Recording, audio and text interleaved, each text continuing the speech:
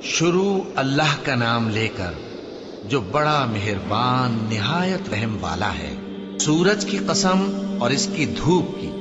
اور چاند کی جب وہ اس کے پیچھے چلے، اور دن کی جب وہ اسے روشن کر دے، اور رات کی جب وہ اسے چھپا لے، اور آسمان کی اور اس ذات کی جس نے اسے بنایا،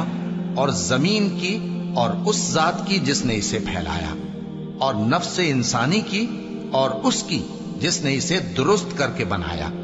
پھر اس کو بدکاری سے بچنے اور پرہیزگار بننے کی سمجھ دی کہ جس نے اپنے نفس کو پاک رکھا وہ مراد کو پہنچا، اور جس نے اسے خاک میں ملایا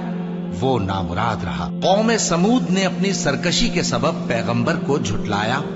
جب ان میں سے ایک نہایت بدبخت اٹھا تو اللہ کے پیغمبر صالح نے ان سے کہا کہ اللہ کی اونٹنی اور اس کے پانی پینے کی باری سے خبردار رہو، مگر انہوں نے پیغمبر کو جھٹلایا، پھر اونٹنی کو مار ڈالا تو ان کے رب نے ان کے گناہ کے سبب ان کو نیست و نابود کر دیا، پھر سب کو برابر کر دیا،